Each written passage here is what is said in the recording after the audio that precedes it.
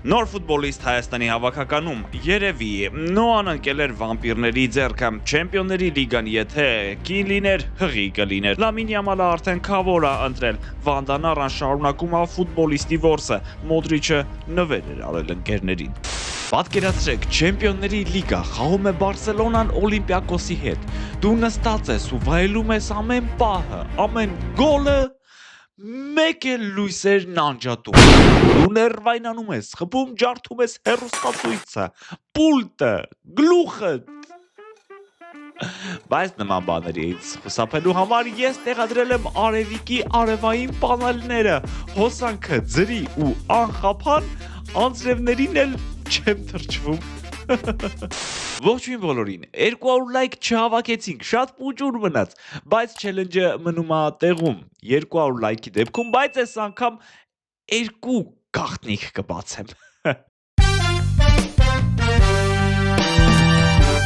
Մինչև Չեմպիոնների լիգային անցնելը խոսենք տեղական նորություններից։ Եղիշե Մելիքյանը շատ կարևոր գործով լքել էր երկիրը, բայց ոչ թե Միլան էր գնացել, այլ Մոսկվա։ Ազգային հավաքականի մարզիչը հետևում էր Մոսկվայի ԲԿՄ-ի ֆուտբոլիստ Արտեմ Բանդիկյանի խաղին։ Այս ֆուտբոլիստը արդեն խաղացել է երիտասարդական հավաքականում, հիմա անհրաժեշտություն կա նրան հրավիրել, համոզել, որ գա ազգային թիմ։ Նորմալ պրակտիկա է հաշվի առնելով Սպերցյանի եւ Տիկնիզյանի օրինակը։ Բանդիկյանը ընդամենը 20 տարեկան բավականին լավ որակներով ֆուտբոլիստ է, ասում են, նրա մասին տեղեկությունները շատ սակավ են։ Мы бандито, гангстерито, мы костето, пистолето Նոան հյուր էր գնացել միջնադարյան բանդիտների մի տեսակի երկիր, որոնք գողանում են միայն արյուն, մոծակների նախահայրերի։ Իսկ գրավ Դրակուլան նստում էր Տրանսիլվանիայում գտնվող Բրան ամրոցում ու հավաքում էր արյուն, բայց դոնորները կամավոր չէին։ Իհարկե, այս վամպիրային լեգենդները Ռումինիա տարեկան շատ մեծ թվով զբոսաշրջիկներ են տանում, բայց պետք է նշել նաև, որ ֆուտբոլով էլ նրանք շատ ավելի լավն են։ Մի հատ տեսեք, թե ինչ հրաշք ստադիոն ունի, օրինակ Նոայի մրցակից Ունիվերսիտատիա Կրայովան։ Ասեմ, Նոայից էլ նրանք բավականին շատ արյուն քամեցին։ Օրինակ առաջին խաղակեսում Նոան շատ լավն էր, շատ էր գրոհում, պահեր էր ստեղծում, բայց վամպիրին շատ սովորական ձևով նրանք կարողացան մեկ պահով ուղակի գոլ խփել եւ առաջին խաղակեսը իրենց օգտին ավարտել, այստեղ շատ հարցեր կան իհարկե պաշտպաններին, դարպասապահին, որից իդեպ մի քանի րոպե առաջ այդ գոլից բավականին արյուն խմել էին արդեն։ Ու գոլն էլ մի բան չի, այնպիսի տպավորություններ, որ նրանց մարզիչը կողքից գոռում էր արա ծերի թոյթա Այո Նոան շատ լավ էր խաղում ուներ առավելություն ուներ ավելի շատ պահեր եւ ըստ տրամաբանության պետք է հաղթեր բայց կարողացավ միայն մեկ միավոր բերել Ռումինիայից Չեմպիոնների լիգային որտեղ այս օրերին այնքան շատ գոլ եղավ որ տպավորություն էր թե խաղամոլ Վարշամը 1600-ից բոլշե է դրել այնքան շատ գոլ եղավ որ ուզում էինք ասենք հոп արա հոп Բայց դա հարցի միայն մի կողմն էր Մյուս կողմը որն է Մյուս կողմը այն է թե ոնց խփվեցին այդ գոլերը Օրինակ Բարսելոնա Օլիմպիակոս խաղն ավարտվեց 6-1 հաշվով Ես չեմ ուզում խոսել դրված 11 մետրանոցի կամ դրված կարմիր քարտի մասին Ուղղակի ուզում եմ ասել որ առանց դրա գուցե Բարսելոնան չկարողանար հաղթել Անկախ երկրպագուներն էլ այդ խաղի մասին կարծիք հայտնեցին այսպես Ես չեմ կիսում այդ կարծիքը Մարկուս Ռեշֆորդի վաստակած 11 մետրանոցը հստակ իրացնելով Լամին Յամալը կարծես մոռացնել տվեց իր վատ խաղը Իսկ իրականում նա այդ օրը շատ վատ խաղաց Ընդամենը 1 ստացված անցում հարվածները ոչ մեկ Մի խոսքով այնպես էին փակել նրան որ ուղղակի շարժվել չէր կարողանում Մարդը ուզում է ընտանիք կազմի բա քավոր են ընտրում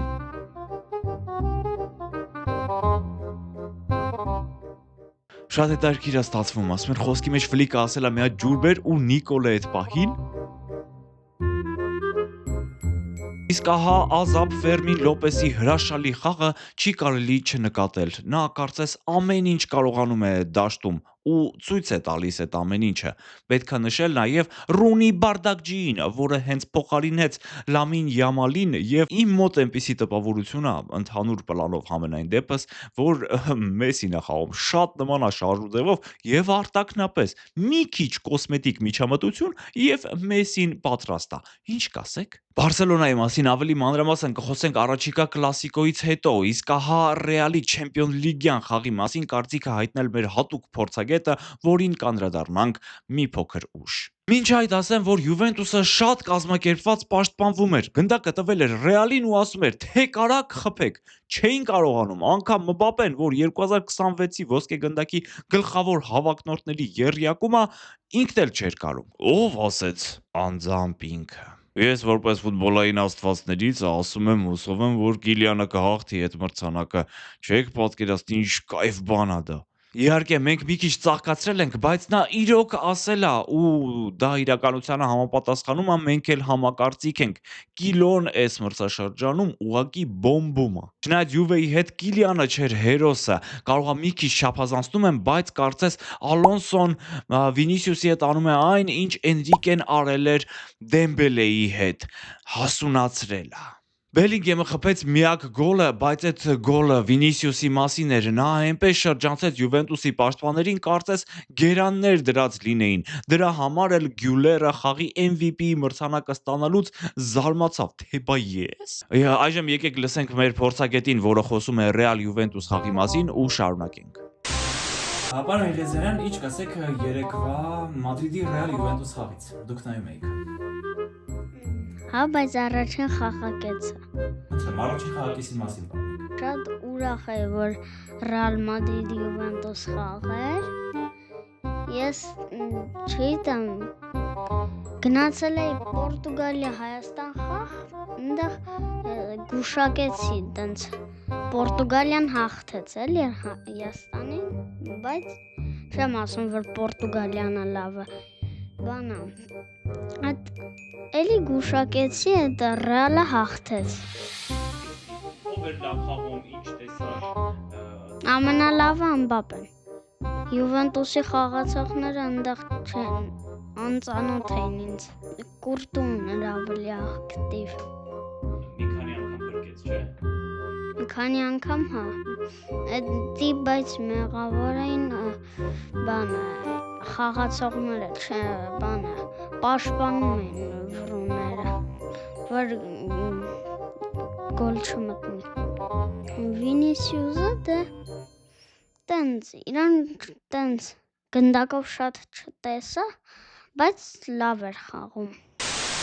Մեր փորձագետը Վինիսիուսին չնշեց, քանի որ երկրորդ խաղակեսը չէր նայել, քնելու ժամն էր արդեն։ Վիկենդի հետաքրքիր խաղերին ծանոթանալուց հետո մեզ մոտ նորությունները 18+ են դառնում։ Մի պուջու։ Հոկտեմբերի 25-ին Մանչեսթեր Յունայթեդը կընդունի Բրայթոնին, Բրենթֆորդը Լիվերպուլին, Մյունխեն Գլադբախը Բավարիային, Ռանոսենս չեմ նախանձում։ Հենոենք էլ հյուր կգնան կատաղած Նապոլիին, թե ինչի են կատաղած մի քիչ հետո կհասկանան։ Հոկտեմբերի 26-ին Arsenal Crystal Palace գազան խաղ է սպասվում։ Ու դե գլխավոր խաղը Ռեալը կընդունի Բարսային։ Կլասիկո։ Երբ Ատլետիկոն հաղթեց Մադրիդի Ռեալին 5-2 հաշվով, ես մտածեցի, որ նրանք կարող են հաղթել ցանկացածին։ Պարզապես պարզվեց, որ Արսենալը ցանկացածի մեջ չի մտնում։ Նենց տպավորությունը ոնց որ Միկել Արտետան խոցելի տեղեր չունի, բացառությամբ երբ նրան բռնում ես խցանման մեջ։ 13 րոպեում 4 գոլ եւ հաղթանակը պատրաստ է։ Ես նենց էի զգում, թե Արսենալը եկել է հենց այդ 13 րոպեն խաղա, որովհետեւ մինչեւ դա եւ դրանից հետո կարծես էներգախնայող ռեժիմ էին միացրել։ Արսենալը այնքան է հաբրգել բարի լավ իմաստով, որ Գյոկերեշը արդեն օրներով է գոլ խփում։ Օլե Գուներ Սուրշերը նրան անվանել է Fox in the Box։ Ուղղակի հայերենով լավ չի հնչում, աղվեսը արկղում չի փոխանցում, հասկանում եք, ես դա հասկանում եմ, որ արայտի շատ աղվես է։ Տղերքը արդեն գործը արել բրծել էին, ինքն էլ վերջում եկավ 2 հատ խփեց, իբր ես եմ որ կամապ է։ Գոլային հրավառության մեջ իր մեծ տեղն ունեցավ Լիվերպուլը, որը հաղթեց 5-1 հաշվով Այնտրախտին։ Մեր քլնգումները վերջապես հասան Վան Դեյկին եւ Կոնատեին, որովհետեւ նրանք բացի նորմալ պաշտպանվելը մեկական անգամ էլ իրենց գլուխները գործի մեջ դրեցին։ Այս սենց ենք ազդում ֆուտբոլիստների վրա։ Բայց այս խաղին ոչ պաշտպանների, ոչ էլ Էկիտիկեի, Սոբոսլայի ու Գակպոյի գոլերն էին կարևոր։ Կարևորը Ֆլորիան Վիրցի գոլային փոխանցումն էր, որը համ հերոս դարձավ, համ փակեց իր համար հարյուրավոր միլիոնները եւ ասեց ես այսքանն էի պատրաստել։ Բայց այս խաղի ամենակուրիոս պահը ESPN-ի մեկնաբանների հետ կատարվեց։ Երբ հաշիվը արդեն 3-1 էր, անսպասելի եթերում են հայտնվում նրանք ու այսպես խառնվում են իրար, ոնց որ 18+ էր տիրում։ Եթե ասում ենք 18+, ապա մեր ֆուտբոլային ուղեղների սրճում միանգամից բերում է Վանդա Նարային։ Եթե չգիտեք, ասեմ, որ նա Մաուրո Իկարդիի նախկին կինն է ու բացի գլոպից բոլորի հետ դավաճանել է ամուսնուն։ Շատ կներեք, բայց Նարուլի այդ նկարները ցույց կտամ հետո։ Նարուշը շատ է սիրում տղամարդկային ուշադրությունը, դրա համար պարապ չի մնում։ Արդեն 1 տարի բաժանվել է Իկարդիից ու հիմա էլ աչք է դրել, ասում են, Էնցո Ֆերնանդեսի վրա։ Ասում են, գրել է Էնցոին, թե բա մի քիչ առաջ քեզ տեսա մեր տան հարևանությամբ, եթե ուզում ես մտի։ Թե ուր պետք է մտներ ըստ Նարայի կարելի է պատկերացնել։ Ուղղակի Էնցոն կին ունի։ Նա ցույց է տվել նրան այդ նամակը, երկուսով ծիծաղել են ու մտել անկողին քնելու։ Քնել է նաև Նապոլին, ուղղակի Կոնտեն իր սաների հետ այնքան խորն է քնած, որ տպավորություն է, թե կոմայի մեջ են ընկել։ Նախ Ասերիայում Իտալիայի չեմպիոնը պարտվեց շքեղ Կոմոյին, հետո եկան Չեմպիոնների լիգա, որտեղ PSV Eindhoven-ը նրանց հետ արեց այն, ինչ սովորաբար անում են Նարայի։ 6-2 հոլանդական թիմը հաղթեց։ Մարադոնան տխրում է։ Ֆաներն էլ հետ։ Ֆաները առավել եւս խաղից մի օր առաջ հոլանդացի ոստիկանները մոտ 230 նեապոլցու տուգանել են անկարգություններ անելու համար։ Նապոլին իր սասանված հեղինակությունը կփորձի վերականգնել Ասերիայի առաջիկա տուրում, որտեղ խաղալու է Ինտերի հետ, որն էլ իր հերթին չլյում, ոչ մի խնդիր չունեցավ Ունիոնի հետ։ Մանչեսթեր Սիթին էլ խնդիրներ չունեցավ Վիլյարեալի հետ խաղում 2-0 հաշվով հաղթելով, որովհետև խաղից առաջ նրանց դարպասապահ Դոննարոման շատ լոզոտ ու կրքոտ ոգևորել էր տղաներին, նման բանով նա Պարիս Սեն-Ժերմենում աչքի չէր ընկնում։ Ասում եմ, կարող է Գուարդիոլան վզից մտել։ Արա, բա որ Գատուզոն տեսնի սա։ Միլանի հարձակվող Սանտիագո Խիմենեսը ասել է, թե ինչ նվեր է արել Մոդրիչը խաղընկերներին, որպեսզի նրանց սրտները շահի։ Առաջին օրը, երբ մտանք հանդերձարան, բոլորիս համար նոր iPhone-ներ էր դրված, Մոդրիչներ նվիրել, երկելու փոխել։ Չհասկացա, էս ի՞նչ TikTok live-ա, ուր են այռուցները, ուր են քֆուրները, ուր են TikTok-ի աստվածները։ Ինչ է ձեր անում, մոռացել ես, որ դու էլ էիր TikToker։ Պատկերացնում ես, այնտեղ ես մարդկանց խնդրում էի, որ հայատար գրեն։